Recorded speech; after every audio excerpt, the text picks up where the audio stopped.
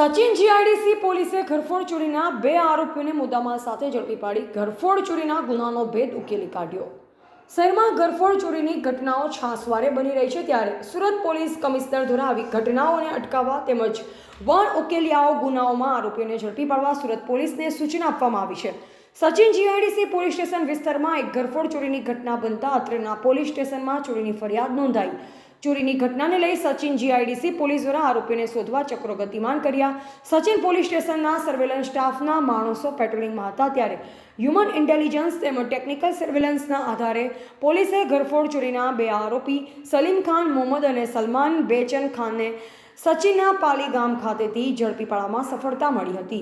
ઝડપાયેલા આરોપીની પોલીસ દ્વારા સઘન પૂછપરછ કરતા આરોપીએ ગુનો કર્યો હોવાની કબૂલાત કરી પોલીસે આરોપી પાસેથી ચોરીનું લેપટોપ, જેની કિંમત 25,000 સહિતના મુદ્દામાલને જપ્ત કરી કાયદેસરની કાર્યવાહી હાથ ધરી છે। એક સચિન જીઆઈડીસી પોલીસ સ્ટેશનમાં એક અનડિટેક હાઉસ બ્રેકિંગનો ગુનો દાખલ થયેલો હતો।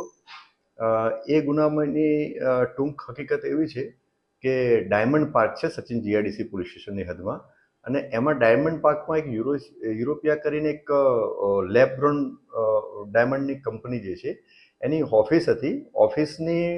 ઓફિસની જ અંદર પાછળના ભાગે એક કિચન હતું।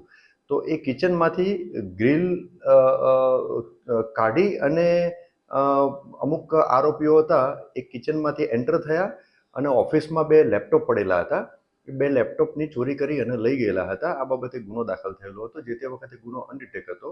ગુનાની તપાસ દરમિયાન ટેકનિકલ સર્વેલન્સ અને હ્યુમન ઇન્ટેલિજન્સની મદદથી સ્થાનિક પોલીસ સ્ટેશનના અધિકારી કર્મચારીઓની ટીમે ગુનો ડિટેક્ટ કર્યો છે અને ગુનાની તપાસ દરમિયાન 2 આરોપીઓ મળી આવેલ છે। એક આરોપીનું નામ છે સલીમ ખાન મોહમ્મદ ખાન અને બીજા આરોપીનું નામ છે સલમાન ખાન બેચન ખાન। આ બંને આરોપીઓ મૂળ યુપીના છે, પણ અહીંયા સચિન જીઆઈડીસી પોલીસ સ્ટેશનની હદમાં પાલી ગામમાં રહેતા હતા।